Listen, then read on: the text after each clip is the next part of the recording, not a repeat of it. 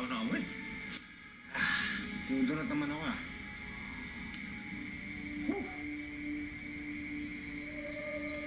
Ano sabi ko na nga ba eh? Ate! Dahil ka? Ang mga bata na to. Sabi ko na sa inyo, huwag yung paglaruan ng mga kabutilayan. Mga salot yung kabutilayan. Tara, uwi! Nang may sumbong ko kayo sa tatay nyo. Naku! Mga bata na to. Talaga, oo. Nakakainis kayo, ha? Huwag na kayo maglaro, ha? Huwag kayo alis. Doon kayo sa bahay. Pero sa kabuti na yan.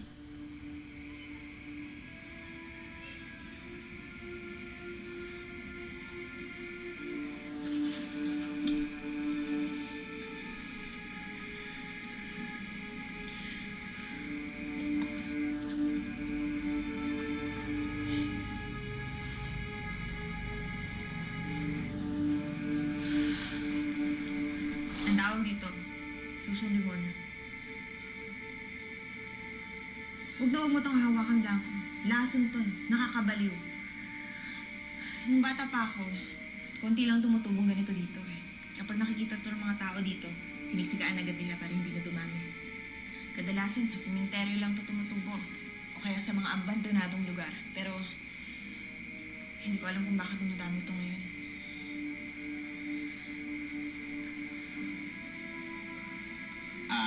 Maneda, dyan ka muna sa kabuti mo. May imbestigahan lang ako doon ha. May nakita ako.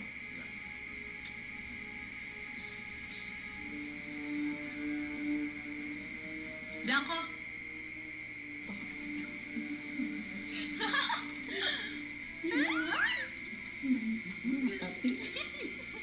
Hello, girls. Hi, Pogi. Biyahe ba kayo? Biyahe. Ano mo na, biyahe. Working girls? Popoy? Tangkungan? Booking?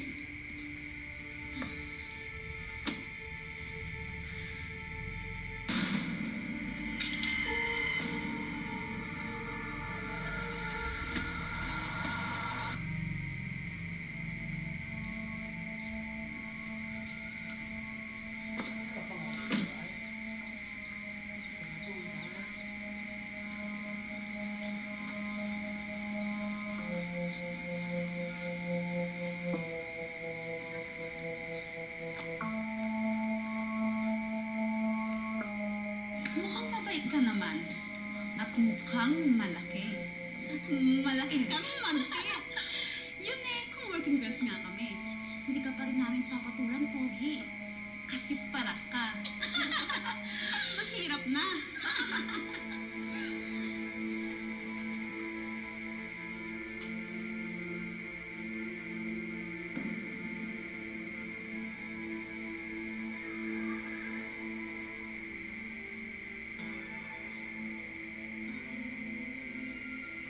Neda! Papa. Neda! Ito yung babaeng yun.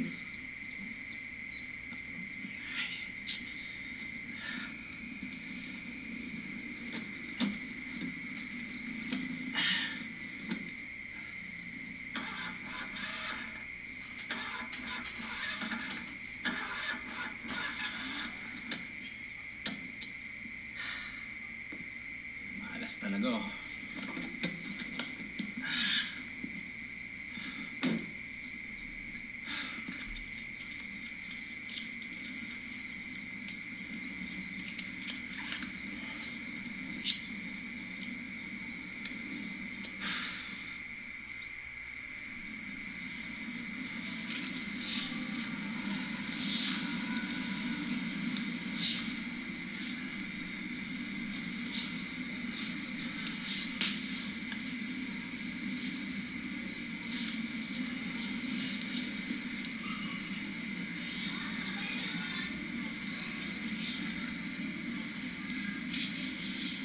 Neng? Di ba ikaw si Mara? Ako nga ho. Sabi ko na nga ba eh. Bata ka pa kasi noon, kaya hindi mo ako natatandaan. Ako si Mercedes. Yung kapitbahay niyo. Di ba? Yung mga magulang mo, si Si Ruth at si Leandro?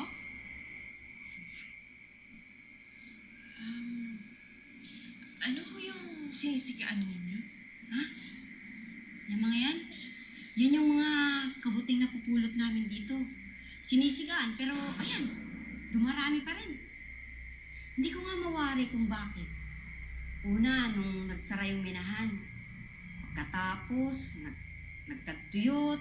Tapos, peste. Tapos, ayan, ngayon, yung mga susong demonyo na yan. Naku, ang bayang ito. Isinumpa nga yata talaga. Ay, naku, Ineng. Isang araw, makikita mo, lalamunin ng mga kabuting yan ng mundo. Ano po yan? Ano po yan? Si Benjo.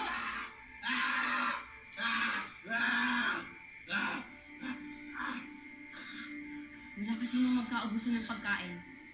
Akala niya, pwede nang kainin yung kabuti. Tatanga-tangang bata yan. Ayan, nababaliw.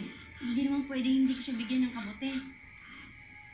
Kasi pag tinanggal ko sa sistema niya yung susong demonyo, nagsusuka siya ng dugo. Kabuti na nga yata ang bumubuhay sa kanya eh.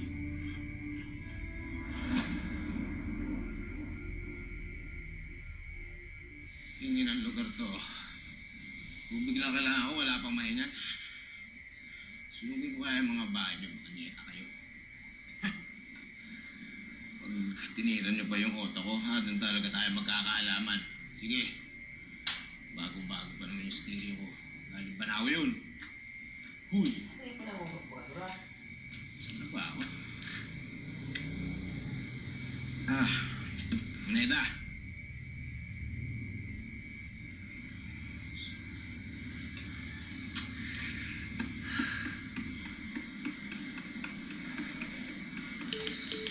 Anak ng... Wala pang signal ang...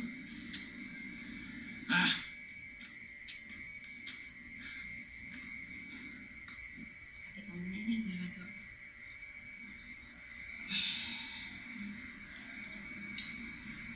Maliit ka pa kasi nung umalis ako dito sa Santa Rosa para magtrabaho sa Maynila. Nang bumalik nga ako, nabalitaan ko na nga lang na patay na yung mga magulang mo. At nagsara na rin yung bahay ampunan. Ang nalaman ko lang agad.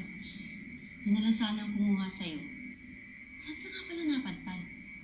Alam, Mercedes, okay naman ho ako eh. Ayos naman ho yung mga magulang ko. Ang totoo niya, nakapag-aaral ho ako. Nakapagtapos.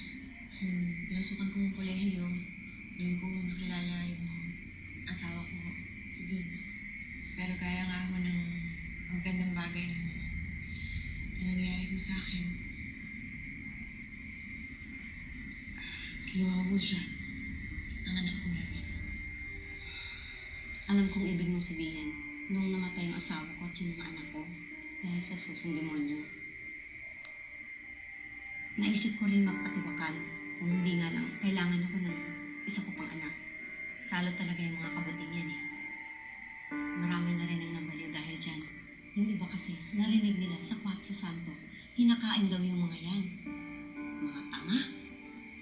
Yung iba naman, iniisip nila na pwedeng gawing droga yan. Gaya nung nakita ko sa may ampunan noon. Saan po ba?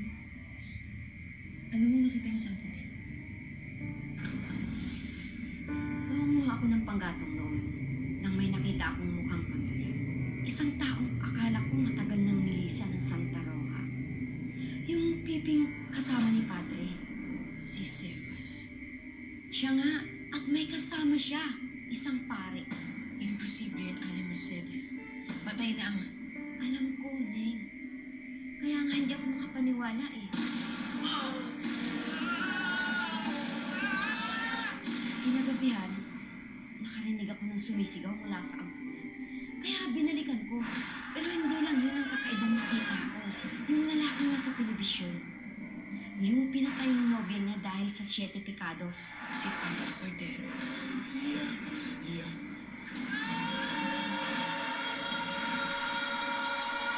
Ang mga kabuti na yun ang pinanggalingan ng 7 pecados. At yun ang binabalikan ni Cordero dito.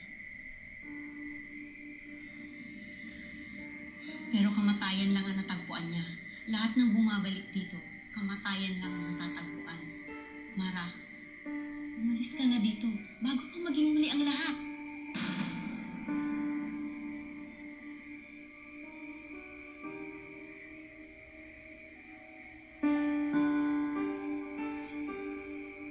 Sa lahat ng lugar para masiraan. Dito mas walang tubig, walang signal. Uy.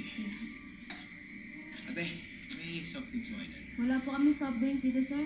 Sige, tubig na lang, mineral. Wala din po pasensya na. Ano ba meron kayo dito? Sir, lambanog lang ang meron dito. Chat ka na lang, ha? Oo, sir. Chat na lang. Sarap ba yan? Yes, sir.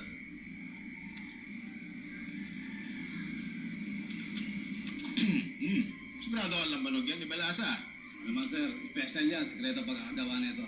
Sige, sikreto pa kayo. Baka tubig lang yan ng baterya, Pero swabe Sige, isa pa nga. Sir, ba? Sarap ba? Teka. Ano ba tangaling tapat? Nagiinom mo kayo dito, Minsan lang naman, sir. Pampalipas lang ng oras habang naghahanap kami ng pagkakakitaan. Wala kayong pagkakat dito. Puro kayo tambay, lalakan ng katawan niya. Dalang na sir Nagsimula nung nagsara yung minahan, nagsimula nang maghirap ang bayan ng Santa Rosa. Naisipan din namin magtanim, kaso walang tumutubo Baka may isumpa ng lugar na to. Baka may masamang espiritong napakawalan sa mina.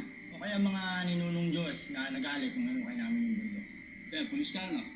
Ang ganda ng baril mo. Pulis Maynila ka, no? NBI ako, kabron. Sa attorney. Sir, attorney. Tagaan nyo.